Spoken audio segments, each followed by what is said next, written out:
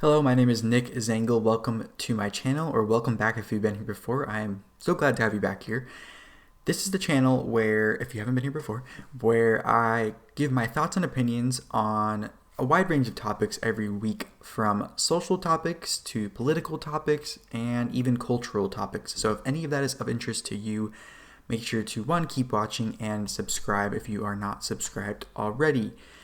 So in today's video, we are going to be tackling the topic of Smokey Glow, the YouTube channel, versus Angelika Oles, who is a YouTube channel. Smokey Glow, the girl behind the channel, her name is Hannah. And we will be getting into the drama, if you will, or the issues that have come out of them collaborating on a year-end type video regarding what they do, which is more drama related, beauty influencer related. And it was basically a collaboration where one of them did a video on top 5 2020 dramas, if you will, and the other did another 5, and they kind of compared notes to make sure they weren't doing the same ones, and then they would kind of suggest each other's video on their channel to encourage their subscribers to go over there. As soon as that came out, because I actually know, or I've watched a few of Angelica's videos over time. I'm not a subscriber necessarily, but I check in with her because I like to hear her opinion on things. With that said, I have encountered Smokey Glow Hannah's, a few of her videos here and there. It's not necessarily my forte. My interest, her whole channel is more beauty, makeup, and drama. So there's that. But there's been a lot of stuff that has come out and been brought to light as a result of the collaboration between the two, mostly on the side of Hannah Smokey Glow. I'll just refer to her as Hannah, I think, from now on. And her audience bringing up some things that Angelica has done that go against what really Hannah preaches on her channel. So that's the crux of what is going on. But before I get into a few more things, I want to give a few brief background comments on Hannah Smokey Glow, some of my thoughts on her channel in general, and then I will get into Angelica's video in response to the whole controversy that came up around the collaboration, and give my alternative thoughts on what she was kind of saying or apologizing for, and why I think maybe she made it worse for herself, or she didn't need to apologize for the things she was basically apologizing for. So let's get into that. So my first general comment, which will relate to what happens with Angelica, but I happened to come across a video, I don't remember which video, of Smokey Glow Hannah's, and it happened to, I guess, coincide, or it led to me being recommended the interview she did with another beauty influencer who's a guy, Manny MUA. I thought, I'll check it out. Could be interesting to find out more about the industry in general, because the only reason I really watch any like makeup related videos is more to kind of understand the marketing or the intent behind the content, to kind of see how they handle themselves, because there's always stuff to learn, even if it's something that's not necessarily of interest to you, or it's maybe relaxing to hear someone talk through and kind of do some art or whatever. So I happened to watch that. I didn't watch the whole thing. It kind of clicked off at some point. But at some point on some other video, maybe it was happened to watch that first, and then I watched a newer video of hers, but she was then called out for not questioning Manny during the interview about his, from what a commenter said, appropriation of the Asian culture, if you will. And so I thought that was very interesting, and I didn't really understand what that comment was kind of referring to until the video with Angelica came out. But anyways, in that Manny MUA video, just to kind of give you an idea of where she's coming from, just from that one comment, she was talking about Manny MUA, and he was talking with him, and he was talking about the LGBT community and how being a male makeup guru, if you will, was frowned upon, or he was not treated exactly the same as the female influencers in the space. And she, Hannah Smokey Glow, made a little snide under her breath type of comment saying, well, look at the state of things in the world, because we have look at our president, in reference to President Trump, regarding LGBT issues.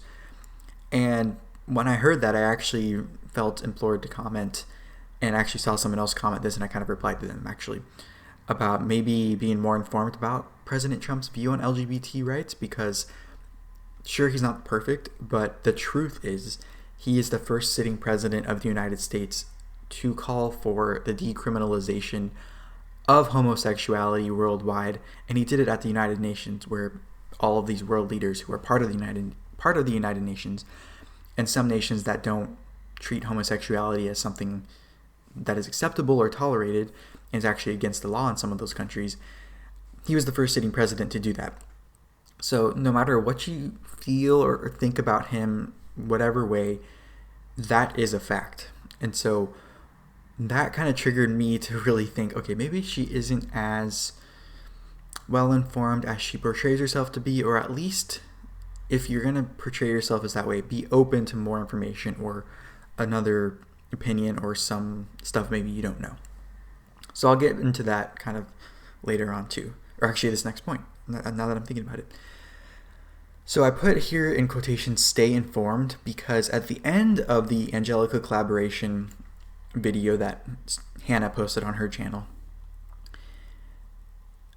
it triggered this thing in me that it's one of those pet peeves, which if you want more of pet peeves of mine, go to my last video where I talked about Katie Joy from Without a Crystal Ball and implemented my pet peeves in that topic. But anyways, I just wrote here, I hate when people seem to think that they know it all. Sure, you may be more informed on certain topics, more informed than other people, but to think that you know everything, I think is really foolish and just shows that maybe you are stunting your own growth. And to me, it gives you more of this, what I've been hearing reference to as like a holier than thou attitude, and I have a comment on that in a few seconds, but and that you maybe know more than everyone else, which is, I think, a really dumb way to think. And in my opinion, I don't think there is a destination in knowledge, meaning, or information that you obtain in that case. Because as we know with a lot of things, I like to give one example of currency, meaning like Bitcoin or cryptocurrency. There's always new, which is based on like information or data. There's always new data and new information being made or found or created, whatever you want to call it. And so to think that you know everything or that you should stop learning, to me is a big red flag and something that I think people should caution to not do. Or if you're watching this and you're someone who's like needs a little bit of a wake-up call, I think it's important for people to never settle for what they know and always be seeking more information in whatever capacity they feel they can. So a few more comments and then I'll get to Angelica's apology video, in quotes, I put apology in quotes, and kind of my thoughts on a few of the points she outlined in that apology. So I reference here also to my Dr. Mike criticism, which is another video I did about last week or the week before, which is that if you're going to preach something to your audience and come off as this kind of expert, holier than thou, all-knowing type person, you better be painfully consistent with that messaging and actually following through with it, because it will come back to haunt you. Especially if you're a social media or online figure where every move of yours is a little more closely watched, or it's more susceptible to being leaked or have more attention put on a scandal if you are in one. So that was kind of a quick comment. Now, speaking of comments, there was a comment by another YouTube channel who had a check mark. I've never heard of this channel, but I liked what they said in their comment, and it's a YouTube channel called Flora, Flora, and it appears that she is from the UK, which is where Angelica is located. And she alluded to the idea, I'm going to paraphrase this, but to the fact that commentary channels in the United States, or at least living in the United States, giving commentary from that perspective, do come off as more of a holier than thou, at least as of late, come off as a holier than thou kind of uppity type channel in a different way than the UK channels, or at least she referenced, or Flora referenced, I'm not sure if it's a girl or guy, but that US commentary channels are trying to come off a little more squeaky clean than the UK ones.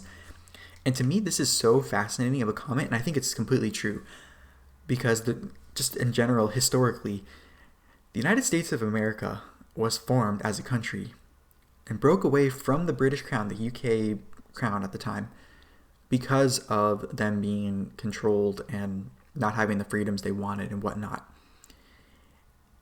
And traditionally, you think of UK as kind of this prim and proper, uppity, royal class of kind of prudish behavior, but it appears that the UK now, according to that comment by Flora, has become a little more brash and free as far as expressing themselves in public. And the US people, according to this comment, like I said, not necessarily painting everyone with the same brush, but just a general comment, have become the uppity kind of prim and proper, whatever, high class, whatever you want to call it. I don't think high class is the word, but you know what I'm saying. It's almost reversed roles. And I commented in Angelica's apology video, I think I said quote-ish, I think Hannah needs to remember why the US exists, or the reason that we are our own country. And I just wanted to kind of put that in there because I think we're supposed to be the land of the free in the United States, and I hold that very dearly and proudly. And to me, and someone commented in response to my comment on Angelica's video saying, LOL, what do you mean? And I said, in one word response, I just said freedom. Freedom to say what you want, whether you're wrong or right. Freedom to respond to other people and you being able to say if you think they're wrong or right. You being able to disagree. The freedom to go for it and succeed. And the freedom to also fail. The freedom to be wrong. The freedom to be right. The freedom to express yourself and have a lot of dialogue. That is what the United States is founded on, and that is our core principle that sets us apart from the rest of the world. And I think Hannah's channel is a sign of the times that we are drifting away from that original intent, and we need to get back to that if we want to continue to be the great nation that we are. Challenges, problems, issues, historical issues, and all that to me is what we need to get back to, because that is how we fix the mess that we're in. That's my soapbox.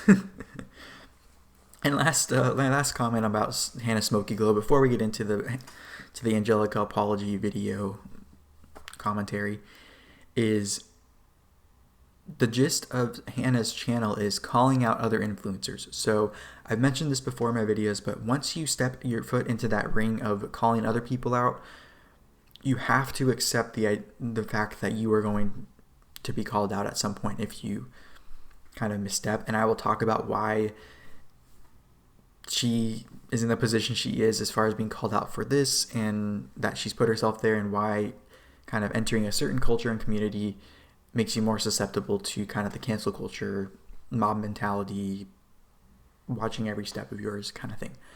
So that does it for the first part of this video. So I'm going to jump into Angelica's apology video and give kind of a few points and my thoughts on those points. All right, so the first thing that Angelica mentioned in her video, and kind of this was an overall thing of the video, she made the video a fundraiser and demonetized the video, which I think is a good gesture as far as scandal and apology video, and it seems to be kind of the norm going on with any controversy that someone gets in. They tend to want to do some good or give back, and so in this case, Angelica was called out for racially insensitive comments. I'm not going to say racist because I don't think they're racist, but I think they were not the most knowledgeable comments is what she said, but I don't agree with the way she is fundraising for this. I understand the gesture, like I said. I understand why it's becoming the norm. But with certain things, and I think trying to right a wrong by donating to the group of people that you seem to think that you have offended, it's still kind of icky in my opinion. But anyways, the fundraiser was for the NAACP, which is the National Association of the Advancement of Colored People, from what I remember from off the top of my head. And to me, this is just a classic example of trying to fight racism with racism. For me, if you want to be treated based on your merit or the content of your character as Martin Luther King Jr. would want, why is there organizations that place so much emphasis on the color of your skin if we're trying to get away from that? Just a general thought of mine. I understand that traditionally disenfranchised people or historically feel that they need to kind of make up for that, or they feel they are owed reparations or some payment from historical suppression or whatever it may be, oppression. However, I think, and this is something I'll comment later too, is I don't think fighting fire with fire, or in this case racism with racism, replace any problem with, and then fight more with it. I don't think that's the way to go about it, and it's not worked so far because we're in a really tough position right now with these institutions existing for a long time, since kind of the civil rights movement. So she did it. She thought it was right, but I disagree. So along these same lines, and a general comment of mine regarding commentary and just giving your opinions in general, and whether it's in person or online, is we all make videos or we make comments forming our opinions on the information we have at the time of filming. And like I said regarding Hannah, anybody saying that they are all-knowing at any point is full of shit, in my opinion. And I only use curse words when I feel like it's important, because in this case I think it's important. And the problem with this whole controversy is because a few people were being loud in Hannah's comment section on that one video about being offended, it gives the appearance that everyone with those traits that could potentially be lumped into that community or that label or that box, i.e. in this case having dark skin or being a person of color or identifying as black, whatever you want to call it, it's giving the impression that all people of that community or that group think the same, which to me is racist. So next, she talked about her comments about disabilities in reference to Dixie D'Amelio, who I've actually made a video about as well, and past comments that Angelica's made saying she thinks maybe Dixie had faked a disability or was kind of taking advantage of something or making it bigger than it was. And this, I'll bring in the COVID-19 thing. I know some people don't want to talk about it as much, but this is why I have a big problem with the mandates around the pandemic. United States, different states around the world, whatever. Because sometimes you can't tell, and this is what Angelica alluded to in that video, meaning she judged Dixie on the looks of things, not necessarily, and not knowing the actual history. But the mandates are a problem for those people like that you can't tell they have a disability just from looking at them. And looking at someone for a few seconds, as I think we all know now as knowledgeable, or people who do know in society, should know that, and know that forcing someone to do something that could have an adverse effect on them because of a disability that maybe you can't see. The specific example I thought here regarding like mask mandates, face covering mandates in response to the pandemic is, I was thinking asthma, or someone who already has respiratory problems or trouble breathing. Restricting their access to oxygen, to me, with something covering their face, or at least making it easier for them to breathe in their CO2, seemed to be a problem for a long time for me, and it still is a problem to me. And I don't understand why we are advocating for people to be healthy or trying to keep people healthy by potentially harming people with that thing we're using to what we're being told is to kind of help out or reduce the spread of a virus. So anyways, I just don't like the one-track mind thinking. And when Angelica brought this up as something she was apologizing for, I thought it was a great moment for me to kind of share that part and why it's important not to judge people based on their looks, especially regarding disability in this case. All right, the next part of her apology video was that she was accused of blocking an account or blocking someone on Twitter because they are a person of color, which was contributing to kind of the racist narrative, which I don't think was true.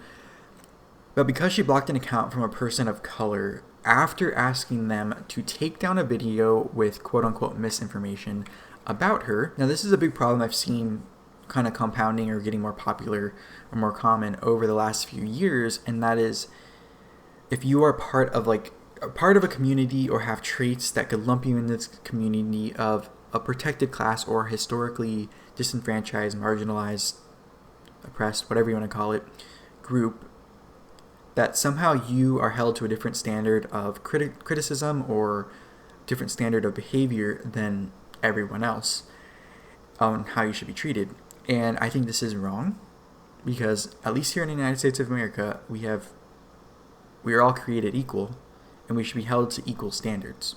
I know there's a lot of conversations about equity, which is a whole nother video I have, a whole nother rant I could go on how equity and equality can't coexist because they're complete different theories that you can either have one or the other, in my opinion.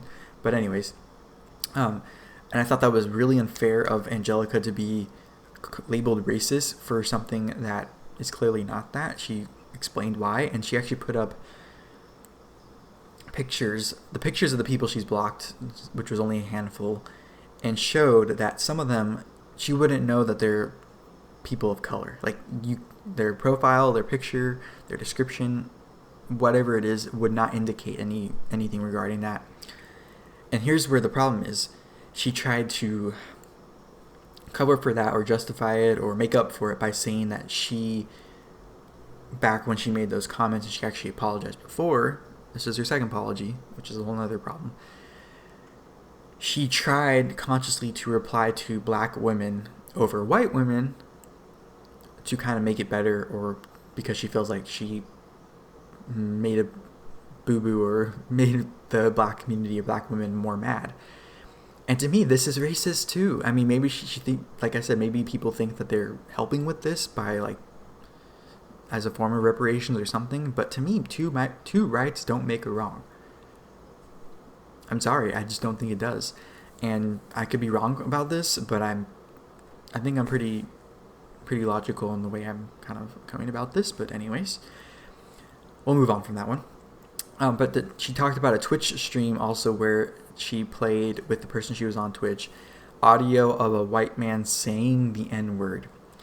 And I've actually had this conversation recently with someone I work with, and about the N-word, and how I believe either everyone can use a word or no one can use a word.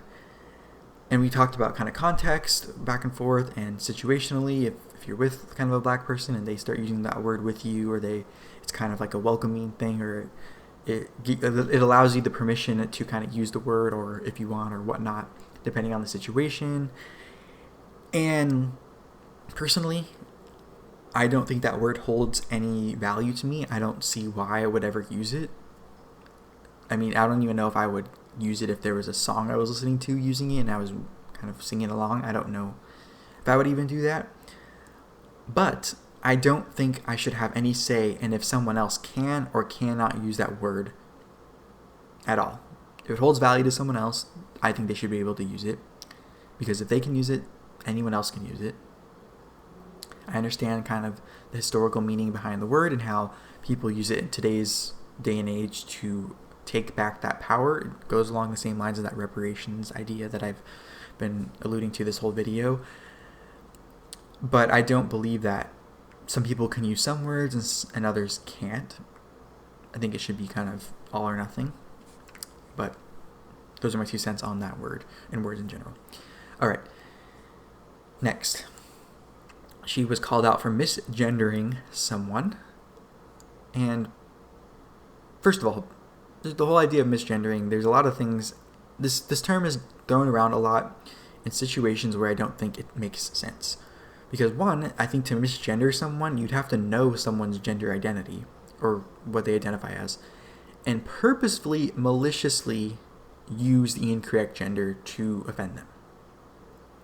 Now, if you have traits of a certain gender, and I am not aware that you identify as something else or something different, that's not really my fault, because it could be a mutual fault where maybe we're not comfortable enough to the point where it's come up, or I don't know you enough to know or kind of assume that you identify as something other than what I see you as, just visually, regarding like stereotypes of certain genders. So I don't think it was fair for her to be called out for misgendering when she explained that there was no way for her to know, really.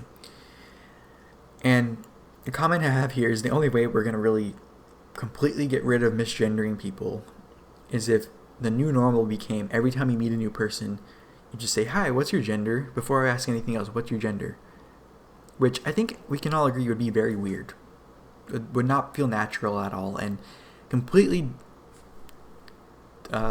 defeats the purpose of us removing labels and just being humans interacting based on things that make us alike, or interacting and being a part of a community because we agree on something or we like the same thing.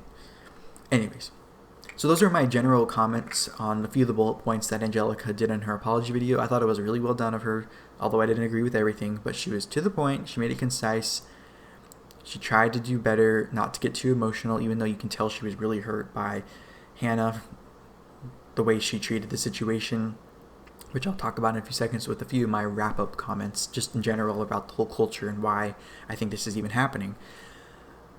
But I hope she kind of can get over it as quickly as possible and get back to normal content, because what we've learned is that when content creators make mistakes and learn from those mistakes, they end up being stronger for it, and their true fans stick behind them. So, general comments. This is why stepping into the woke culture, or identifying yourself as woke, as the woke culture, progressive culture, social justice, whatever you want to call it, is bad, and we should all just caution ourselves not, or consciously not do that, because it will come for you whenever you even slightly waver from that narrative. And that narrative is always constantly evolving and always taking up another level. I don't know how far it's going to go though, because you will never be woke enough for that crowd. They will always find a way and find that one part of you to attack, meaning that one trait of yours that is not part of the woke culture, or that is being attacked in culture in general, and they will use it against you, even if every other trait of you goes along with their narrative. And again, I was trying to think of an example, like if you, let's say, are a black LGBT woman who owns a small business and is the picture perfect thing of feminism, if you will, or a strong, empowered woman, but you start sharing one thought that might go along with more of the conservative, Republican kind of whatever side of things, they will use that thing against you, even though you have all these other traits that they agree with. It's always a means to an end regarding ideology, uniformity, and kind of staying in line with the exact narrative that they want to push. That is what happens almost in every situation, from what I've seen. So clearly, a channel, Smokey Glow, Hannah, that is attractive to the woke audience, or that she panders to that woke audience whether she believes it or not, is the problem. Because Angelica wasn't a problem, and she had addressed these things before, and everyone forgave her and she got over it. Angelica wasn't the problem until she did a collaboration with Hannah, and Hannah's audience pointed these things out to Hannah, even though it appears that Hannah and Angelica had talked about it, and Angelica was able to kind of ease Hannah's concerns about this. But then once Hannah kind of felt all this pressure, she caved to it and kind of just went with the crowd instead of backing her friend up or saying whatever, like, I've talked to her and I don't agree with this, but we're still friends kind of thing. And that's kind of what I think a lot of the hurt came from Angelica. So anyways, that is my thoughts on this whole situation. I know a few of you were interested in hearing my thoughts, and I would love to hear yours. If you haven't heard of this situation and you want to comment, I love hearing everyone's comments. And I know sometimes I talk about things that maybe some of you haven't exactly encountered or haven't heard of, but I greatly appreciate all of you being willing to be open in the comments and even disagree sometimes, but doing it respectfully I think is awesome. So with that said, if you liked what you saw here and you think more people should see my take on this subject, make sure to give this video a thumbs up if you are on YouTube. If you're on Rumble, hit the punching bag above this video on your phone, or the plus sign below this video on any other non-mobile device, whether it's a tablet or computer. And if you like commentary regarding a wide range of topics, from social topics to political to cultural, make sure to subscribe to this channel whether you are on Rumble or on YouTube to get weekly videos on different subjects. So with that said, thank you so much for taking the time to listen to me today, and I will talk to you in the next video. Bye-bye.